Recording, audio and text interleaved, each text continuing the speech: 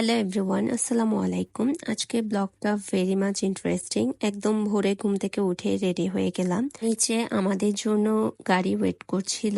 ইহান আমার আগে এসে গাড়িতে বসে গিয়েছে। Ihan so excited. Hello guys, আমি এখন দাদা ভাইয়াকে আনতে যাচ্ছি। তোমরা আনতে পারবে? তোমরা তো আনতে পারবে না।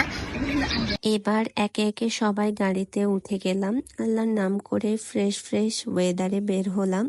সকাল সকাল ঘুম থেকে উঠে বের না হলে এই সৌন্দর্যটা উপভোগ করা হতো না। আমরা এয়ারপোর্টে যাওয়ার সময় লিংক রোডটা ইউজ করেছি। লিংক রোডের সৌন্দর্য দেখে সাথে মিউজিক দিয়ে উপভোগ করে করে প্রায় এয়ারপোর্টের কাছাকাছি চলে এলাম। ফাইনালি গেট দিয়ে ইন করলাম। Ihan so excited. সকাল সকাল যাওয়াতে কোনো রাশে ছিল না। গাড়ি থেকে নেমেই ইহানের মুড ভালোই ছিল। আমি ইহান কিছু ফটো প্লাস ভিডিও ক্লিক করে নিলাম। আমরা প্রায় 1 আওয়ার প্লাস ওয়েট করেছি। আশেপাশে ঘুরে টাইমটা পাস করছিলাম। সেদিন ওয়েদারটা এত নাইস ছিল। ইহান তো তার দাদা ভাইয়ের জন্য আর ওয়েট করতে পারছিল না। সে ভেতরেও চলে যায়, যদিও ইন করা নিষেধ। টাইমটা জাস্ট শেষ হচ্ছিল না। ওয়েট করতে করতে ফাইনালি বাবা চলে এলো, আলহামদুলিল্লাহ। ফাইনালি ইহান তার দাদাকে কাছে পাওয়া হলো। এবার দাদা নাতির মোমেন্ট নেওয়া শুরু। আমরা গাড়ির জন্য ওয়েট করছিলাম।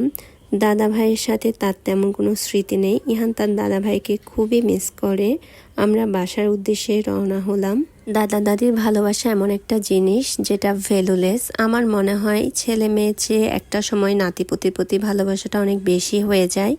দাদা দাদির এই ভালোবাসাটা কতটা মধুর আমি আমার ছেলেকে দেখে আমি ফিল করি। সবাই মাশাআল্লাহ বলবেন প্লিজ। মানুষ বয়স্ক হলে তাদের কাছে ভালোবাসার জিনিস বলতে এই নাতিপুতি। বাসায় যাওয়ার সময় লিংক রোড ইউজ না করে এক্সপ্রেস ওয়ে দিয়ে গিয়েছি, বাট আমার কাছে খুব একটা ইন্টারেস্টিং লাগলো না। আমাদের 2 নাম্বার গেটের ফ্লাইওভারে আরও ভালো ভিউ পাওয়া যায় আমার মনে হয়। এনিওয়ে, ইহান তার দাদা ভাইকে পেয়ে দাদা দাদির মাঝেই এখন থাকে, কারো নজর না লাগুক। মাশাআল্লাহ। আমরা কেউই সকালে ব্রেকফাস্ট করিনি। আমরা রেস্টুরেন্টে সকালের নাস্তা খেয়ে নিয়েছি। সবাই ভালো থাকবেন। আল্লাহ হাফেজ।